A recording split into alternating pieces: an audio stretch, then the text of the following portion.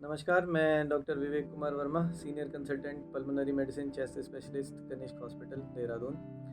तो आज जिस मुद्दे पर हम बात करने वाले हैं, वो एक बहुत ही इम्पोर्टेंट और अहम मुद्दा है पूरे हिंदुस्तान का, जो एक ऐसी बीमारी है जिसे बहुत बुरा माना जाता था पुराने समय में। हालांकि अभी भी इसको लेकर काफ़ी सारी मिसकंसेप्शंस हैं, लोगों को गलत धारणाएं इसके लिए दिमाग में बैठी हुई हैं। तो वो बीमारी है ट्यूबरक्लोसिस, जिसे हम छोटे शब्दों में कहें तो टीबी कहते हैं। तो टीबी की बीमारी एक ऐसी बीमारी है जो कि हमारे मुख्यतः फेफड़े को ही नुकसान पहुंचाती है।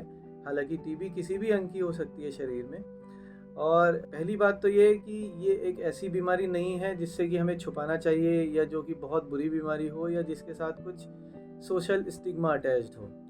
हालांकि इसके लिए काफ़ी अवेयरनेस सरकार द्वारा और हम प्राइवेट डॉक्टर्स द्वारा भी की जा रही है, बट अभी भी लोग इस चीज़ को बहुत ही बुरी बीमारी के रूप में देखते हैं और इसको बताने से कतराते हैं और डॉक्टर के पास जाने से कतराते हैं, जिसकी वजह से बीमारी कभी कभी घातक परिणाम रूप ले लेती है और परिणाम घातक भी होते हैं। तो अगर हम बात करें कि टीबी हो कैसे जाती है, तो टीबी एक तरह का बैक्टीरिया है जिसकी जो शरीर के अंदर श्वास द्वारा अंदर चला जाता है, और उसके बाद ये सबसे पहले लंग्स में जाता है, और लंग्स के बाद वो ब्लड में मिक्स होकर पूरे शरीर में फैल जाता है, और ये शरीर के किसी भी हिस्से में एक्टिवेट हो सकता है। तो इसका ये मतलब हुआ कि टीबी ऐसा ज़रूरी नहीं है कि केवल फेफड़े की ही होगी, टीबी किसी भी भाग की हो सकती है, क्योंकि ये ब्लड के द्वारा सारे शरीर में आपके मिक्स हो चुकी है। अब लक्षणों की बात करें तो जो क्लासिकल लक्षण है, खांसी आना, बुखार आना, वजन कम होना, भूख नहीं लगना, ये सारे लक्षण टीबी जो फेफड़े की है उसमें तो आते हैं। बाकी अगर किसी दूसरे अंग में टीबी हो गई है तो उसमें ज़रूरी नहीं है कि ये लक्षण आएंगे,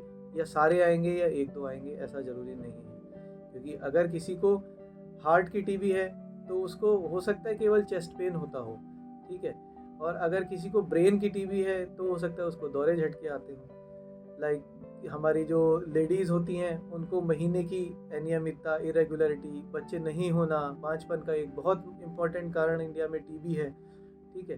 तो ये कारण भी हो सकती, ये ऐसी बीमारियां हैं जिसमें वो लक्षण नहीं आएंगे जो कि लोग अक्सर सोचते हैं कि टीबी में ऐसा होना चाहिए।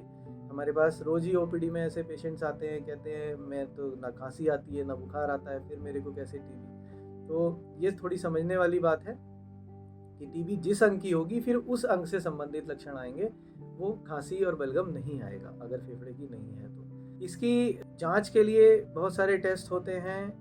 बलगम का टेस्ट होता है, एक्सरे करते हैं, या अगर किसी अंग से रिलेटेड है तो उस अंग के लिए स्पेशल टेस्ट होते हैं, जिसके द्वारा हम टीबी की डायग्नोसिस तक पहुंचते हैं और इसके इलाज को शुरू करते हैं। टीबी का इलाज सबको पता है कि खाली पेट दवाई खानी होती है और लंबे समय तक चलता है। दवाइयों का असर भी बहुत जल्दी नहीं आता है, दवाइयाँ धीरे धीरे असर करती हैं। लेकिन हाँ, एक बात ये अच्छी है टीबी के बारे में कि टीबी ठीक हो जाने वाली बीमारी है। जैसा बहुत पुराने ज़माने में होता था कि टीबी से बहुत लोग मर जाया करते थे, क्योंकि इलाज नहीं था, प्रॉपर इलाज का माध्यम नहीं था, और अगर होता भी था तो ऐसे दूर दराज इलाकों में या ऐसे बड़े शहरों में ही हो पाता था जहाँ पर जाना हर आम दिन को संभव कभी कभी नहीं हो पाता था। लेकिन आज की डेट में सरकार द्वारा भी डॉट्स प्रणाली के अंतर्गत इस चीज़ को बहुत ज़्यादा बढ़ावा दिया गया है, और कहीं ना कहीं आप अगर किसी दूर जगह भी बैठे हैं तो आपके घर के आसपास भी कोई टीबी सेंटर होगा जहाँ पर टीबी की दवाई उपलब्ध होगी।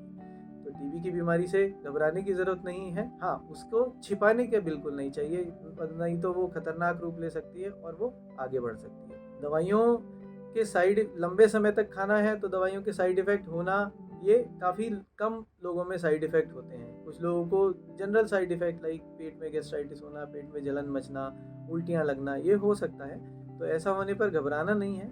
अपने डॉक्टर से, जो भी आपका इलाज कर रहे हैं, चेस्ट स्पेशलिस्ट से आप लोग सलाह लीजिए और उनके पास जाइए, वो आपकी पूरी तरह मदद करेंगे। और इसके लिए ये है कि टीबी की दवाई को नियमित रूप से खाना बहुत ज़रूरी है, और सही खुराक में खाना बहुत ज़रूरी है। अगर आप खुराक कम लेते हैं, या दवाई को रेगुलरिटी नहीं है, या उसे सही तरीके से नहीं लिया गया है, तो वो भी पूरी तरह असर नहीं करती। तो इसके लिए जो बेस्ट डॉक्टर होते हैं वो डेफिनेटली जिन्होंने टीबी चेस्ट की ट्रेनिंग की है, या जो चेस्ट स्पेशलिस्ट हैं, या जो पल्मोनरी मेडिसिन के स्पेशलिस्ट हैं, वो इस चीज़ के लिए बेस्ट डॉक्टर होता है। उसके पास आपको जाना चाहिए, उससे सलाह लेनी चाहिए, और जैसा वो निर्देश करें वैसा उसका पालन करना चाहिए। रेगुलर समय पर फॉलोअप का इसमें बहुत रोल है। हालाँकि ये सही है कि आपकी दवाई 6 महीने तक चलेगी, हो सकता है बीच में बहुत बदलाव ना करने पड़े दवाई में, लेकिन फिर भी बीच-बीच में चेकअप कराना इसलिए ज़रूरी है क्योंकि डॉक्टर एक समझ सकता है कि आपकी दवाई कहीं आपको साइड इफ़ेक्ट तो नहीं कर रही है, उसका इफ़ेक्ट जितना एक्सपेक्टेड है वो आ रहा है कि नहीं आ रहा है। क्योंकि कई बार जब हम अनदेखी कर देते हैं तो टीबी की बीमारी बिगड़ जाती है और उसमें रेजिस्टेंस पैदा हो जाती है, जिसको हम कहते हैं MDR TB, multi drug resistant TB. उसका इलाज फिर दूसरा होता है। उसका इलाज ये सिंपल इलाज से वो ठीक नहीं होती, उसका इलाज लंबे समय तक भी चलता है और उसका इलाज बिल्कुल ही अलग होता है। और अगर वो बढ़ते-बढ़ते और ज़्यादा बढ़ेगी और हम उसे इग्नोर करते जाएँगे, तो वो और ज़्यादा रेजिस्टेंस बढ़ेगी और वो टीडीआर, जिसे हम टोटली ड्रग रेजिस्टेंस भी कहते हैं, या एक्सडीआर टीबी भी पहले कहते थे, तो उस टीबी के फॉर्म में भी वो कन्वर्ट हो सकता है और जो कि जिसके परिणाम बहुत घातक हो सकते हैं। तो इस वीडियो के माध्यम से संदेश यही है कि टीबी एक सोशल स्टिग्मा नहीं है। अगर आपको टीबी हो गई है तो उसे छुपाएं नहीं, उससे किसी को घबराने की ज़रूरत नहीं है। आज की डेट में उसका बहुत ही अच्छा इलाज संभव है।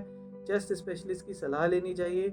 जो भी pulmonary medicine chest specialist, TB chest specialist आपको आपके शहर में उपलब्ध हैं, उनसे आप राय ले सकते हैं। हमारे कनिष्क हॉस्पिटल में टीबी से संबंधित, जाँच से संबंधित और इलाज से संबंधित सारी सुविधाएं एक ही छत के नीचे आप लोगों को उपलब्ध हैं। लाइक सीटी स्कैन है, एक्सरे है, बलगम की जांच का टेस्ट है, स्पुटम का कल्चर है, और डॉट्स प्रणाली के अंतर्गत हम लोग गवर्नमेंट के साथ भी जुड़े हुए हैं, जिससे कि आपका रजिस्ट्रेशन करके हम लोग गवर्नमेंट की साइट पर भी इंफॉर्मेशन देते हैं। तो ये टीबी के बारे में थोड़ी सी छोटी सी जानकारी मैंने देने की कोशिश करी। आप लोग अपने जो भी प्रश्न या सुझाव हैं वो कमेंट्स में लिख सकते हैं। डायरेक्टली हमसे हॉस्पिटल के फ़ोन नंबर फ्लैश हो रहा है, उस पर भी आप कॉल करके बात कर सकते हैं। और अगर आपकी कोई भी समस्या है, आप एक बार आ सकते हैं, जिससे कि हम आपको बेटर एक्सप्लेनेशन दे पाएँगे और आपकी समस्या का शायद समाधान कर पाएँगे। धन्यवाद।